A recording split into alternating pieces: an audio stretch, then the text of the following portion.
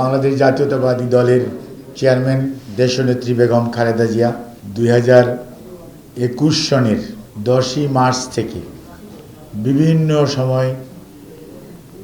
Corona থেকে শুরু করে বিভিন্ন অসুস্থতা নিয়ে বেশ কয়েকবার এবার কেয়ার হসপিটালে ভর্তি হয়েছেন এবং দীর্ঘ সময় হসপিটালে অসুস্থতা নিয়ে ভর্তি থাকা অবস্থায়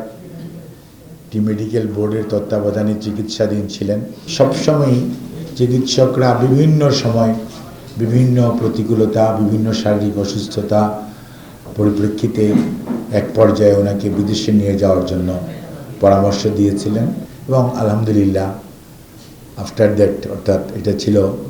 2023-23 অক্টোবর এবং পরবর্তীতে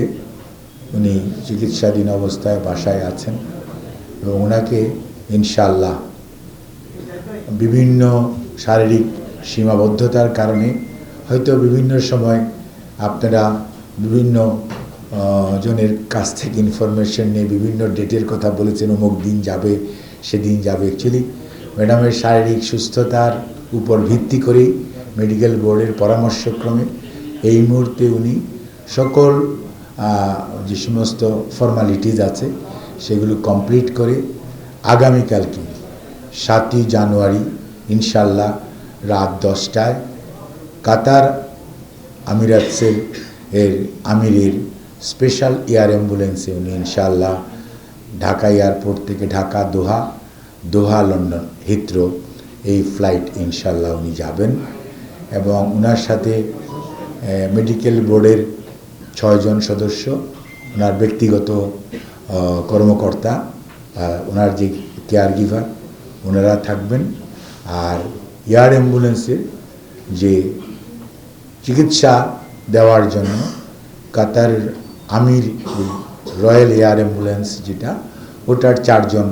চিকিৎসক এবং তাদের চিকিৎসকদের সহকারী, অর্থাৎ এটি বলে প্যারামেডিক্স, ওনারা থাকবেন। কাজেই আপনারা সবাই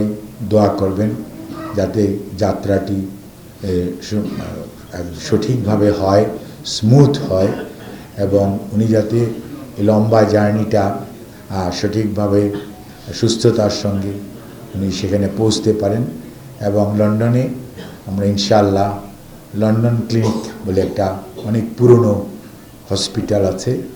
এবং সেই হসপিটালে, এটাও NHS-এর অধীনই একটা হসপিটাল, ওখানে ওনাকে ভর্তি করা হবে। উনি এয়ারপোর্ট থেকে সরাসরি ওখানে যাবেন, চিকিৎসকদের ওখানে ওনাকে পরীক্ষা নিরীক্ষা করবেন, তার পরবর্তীতে ওনাদের পরামর্শক্রমে পরবর্তী সিদ্ধান্ত গ্রহণ করা হবে এবং ওখানে ইনশাআল্লাহ আমাদের দলের ভারপ্রাপ্ত চেয়ারম্যান